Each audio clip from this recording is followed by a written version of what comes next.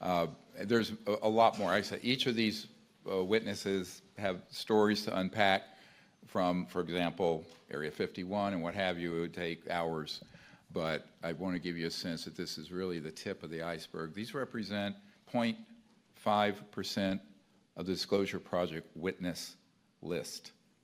So the next gentleman I'd like to introduce has become a figure of great support for us. He's a Marine who in 2009 in Indonesia had a direct encounter with one of the man-made operations, and he is Michael Herrera. He has very courageously come forward. The first time he contacted me, because I know of these sort of operations that he came across on his mission, I told him that every single person I knew who knew about what he had seen had not lived to tell this story. He is enormously courageous.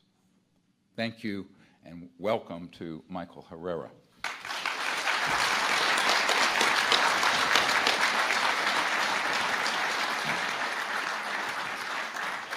Well, thank you all for being here. What I'm about to tell you hasn't been something that I've disclosed until recently in the help of Dr. Greer, among other people, so I appreciate your help with this.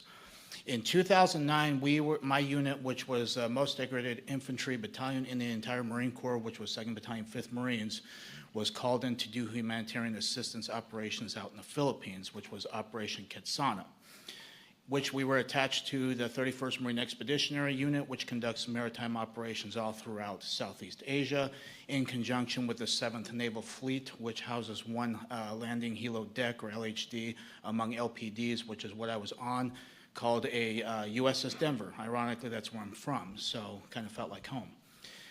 Now, during that operation in Quetzana in the Philippines, they had actually heard that a tsunami and earthquake hit the western part of Sumatra, which is western Indonesia, Padang City more specifically. Out of all the ships in the 7th Fleet, the ship I was on was the only one that was routed to that location, which was oddly strange, but then again, this is my first humanitarian operation, so I don't know the logistics of it, but the skipper of the ship would probably know that information. So this happened September 30th. We ended up getting called and dropped anchor around October 8th. We are briefed in the ward room, which is the officers' mess, where they eat like their cafeteria per se. We're briefed that there is some of President Obama's family members that are present on either in the city or somewhere near there. They had a SEAL platoon that was ready to go to retrieve those people. Us knowing well that Indonesia is also the 2nd largest terrorist capital where they train these guys, and they'll send them up to whatever theater of operation where anybody wants a piece of the United States, they ship them up to go handle it. So we know that well, and we were then briefed that we were going to be armed during this operation, just to also provide security for the transportation coming to basically drop off medical supplies, sheltering items, food, purified water, things like that. So they ended up selecting certain Marines to go ahead and do this. We were only in sticks of six Marines, so it had NCOs on top of other Marines to help with that. So we again boarded CH-53 Super Stallions, which are gigantic helicopters that are roughly 100 feet long. I love the design of them. It's my personal favorite. But we ended up boarding this on the ship, and we flew to the southwestern part of the city, which is Padang. Looked a lot different through satellite imagery that I've recently seen. Back then is a lot different, especially because most of it was decimated, on fire, rubble, flooded, you name it, basically the worst kind of scenario you could ever see. From then, once we touched down on this landing strip, it took probably about 2 minutes. And then again, the pilots got radio confirmation to go ahead and drop us into certain parts. So we again dropped to a hasty LZ, which took probably about 6-7 minutes to fly to from that position. And we dropped to a hasty LZ. We got off the bird, and what we were instructed to do at that point through the briefing was to push to a high ground at least to get better observation. As a Marine, the tactical advantage that you get from having a observation from a top point is you see everything clearly. You could also coordinate from there. At that time, we had did a tactical column, which we were able to get eyes on pretty much everything, especially with 6 Marines, so we have the effective communication at that point. If we need to engage, we can properly do it within the amount of ammunition we've got, as well as the weapons that we got, which were only M16A4s. So at that point, we decided to push forward. We trekked up about 300 meters. At this time, I have a Panasonic camera that has the ability to take photographs. It has a ability to take videos, obviously. When we got to this high point, I was taking video camera, and I had actually turned to the north, which just kind of slopes down. And right there was something that stuck out like a sore thumb, especially with jungle terrain, things like that. Vegetation, very green stuff, was something that stuck out so well. It's always going to be basically imprisoned in my mind for the rest of my life, and it has been for 14 years, was something that was rotating, and it was transitioning between colors like a light matte gray as well as a dark matte black. So in between, that's what it kept, and it was very smooth. We had all looked at each other as we got online, and we decided to investigate. The further thing I want to say is that I actually took pictures and video of this before we actually trucked down. We had a dump pouch where we basically, if we expend ammunition, we want to retain our magazines, so we put those there. So I dropped my camera in there, and we decided to go down. We didn't have any communications, which was weird, and that was a very odd thing, and it's something that either could have been good that we didn't, or it could have been something that could have been very bad. And it just however you want to look at that. Once we got down this slope, we were approximately 150 meters away from this craft. When we all got to the point where we could see it, just like behind here, again, Mr. Schratt, phenomenal job. You can see that the craft here actually was roughly about 300 feet. And the reason why I know this is because you could fit 3 of the helicopters that we flew in on underneath this craft. It was rotating in a clockwise motion. The panels here that you see, the black ones, at least 3 of them, was like a Vanta black, very dark. I have no idea what that was. On the very top, there was like a pyramid structure that you could see the shadowing of it, which would elicit that was a pyramid structure. And it had an audible hum to it, kind of like a guitar amp if you were to unplug that, or like a transformer. It's very audible. If I was to hear that sound again, I could tell you, okay, it's probably this thing or something similar to that. It's very distinct. And the way that it was floating, which was about 15, 20 feet off the ground, it was kind of a very eerie thing to see because I've never seen anything like that in my life. When we got up to that point, we were then intercepted by a team of soldiers or rogue military force, if you will. The most concerning thing about this is they all had American dialects. They had American gear. They had OTVs, black. They had black camouflage. They had very similar setups to what we have, but more high speed, something what you would see special operation groups these days have. They had no insignias on. They had no ranks. They had nothing that would signify who they were. They had black ball caps. They had M4A4s that were equipped with ACOGs, which was a step up from what we were currently issued, as well as PEC-16 IR illumination devices that you use for night vision and night patrols, things like that. So we were engaged. We had 8 of them put the drop on us. You could audibly hear them blow the safety selectors off. They basically started screaming at us, telling us what we were doing, we were not allowed to be there, who were we with, what were we doing there, threatened that they could kill us right then and there. We could get lost in the jungle. They could throw us out of a helicopter if they needed to. It was very nerve-wracking at that point, especially looking to my fellow Marines and seeing the reactions on their faces too. We were all freaking scared, to say none the less. So with that being said, each Marine was then patted down along with myself. We had our weapons taken from us. They were basically cleared in condition 4, which means they had no round chamber, no magazine in. They dumped our magazines out of our mag pouches as well into the deck.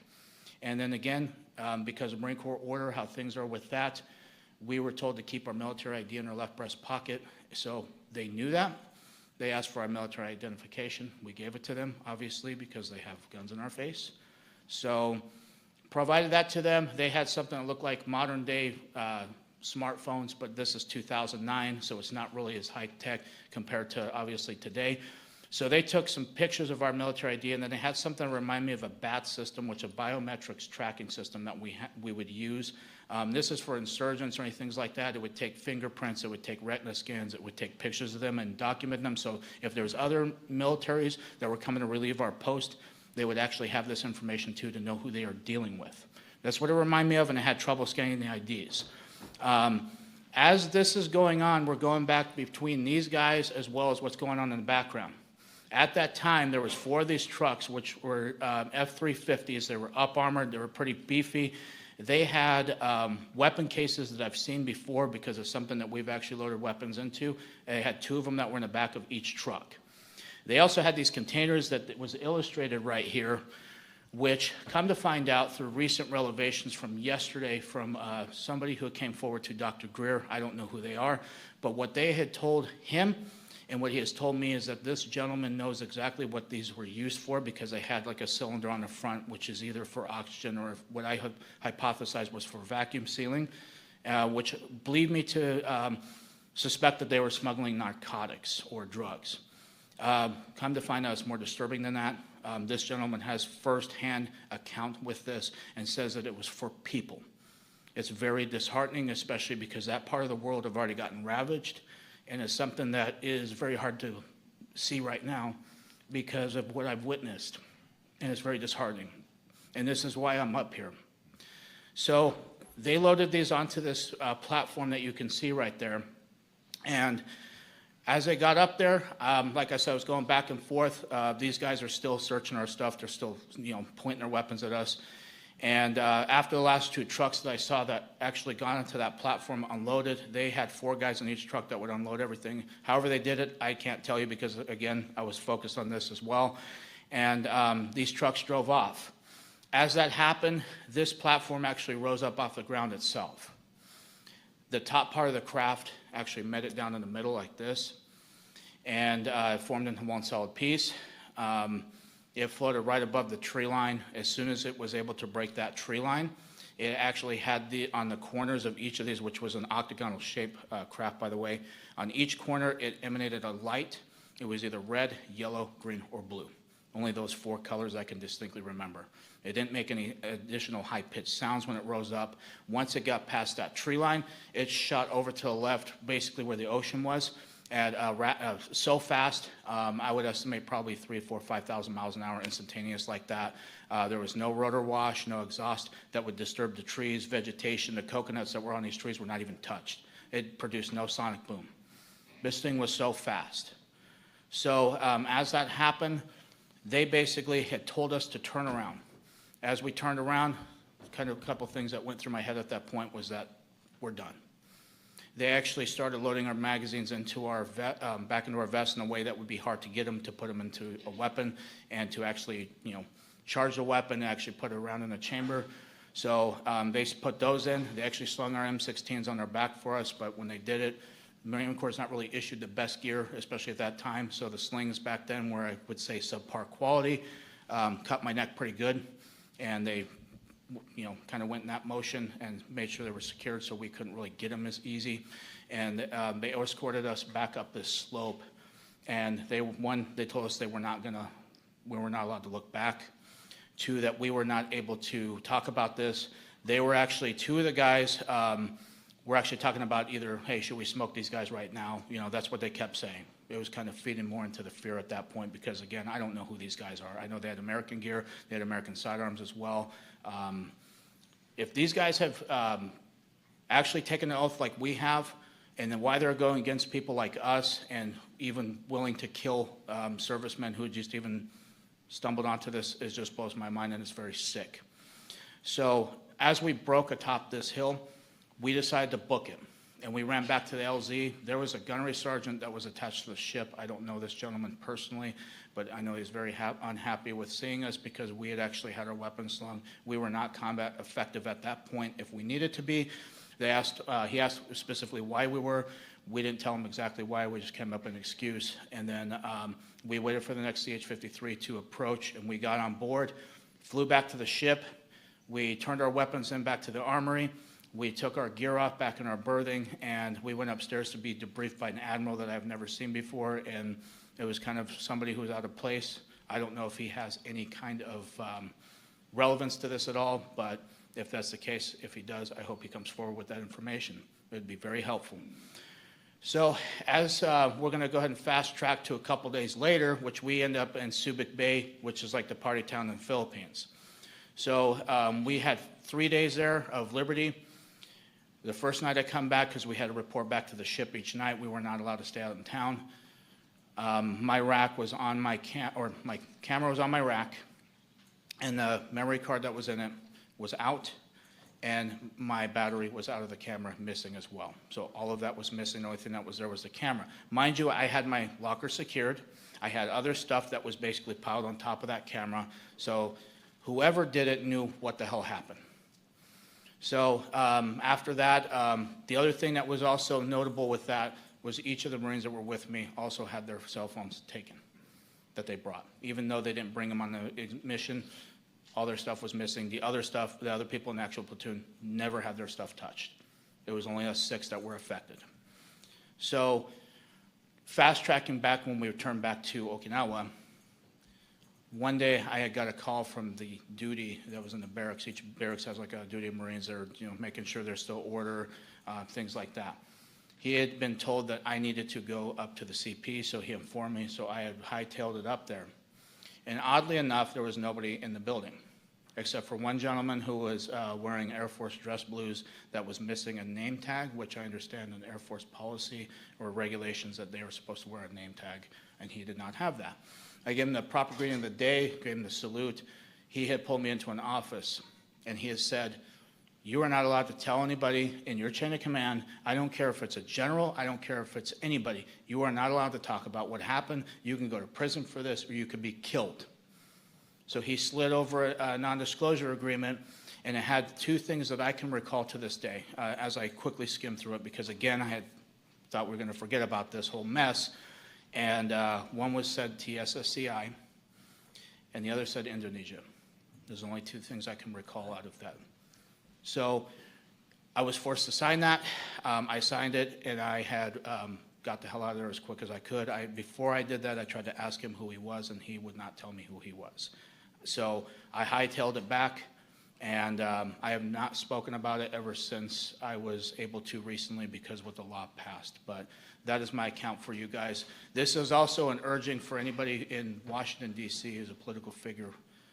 Please get this under control, because there are people who are either being hurt or killed by this, and it's something that needs to be addressed. Please.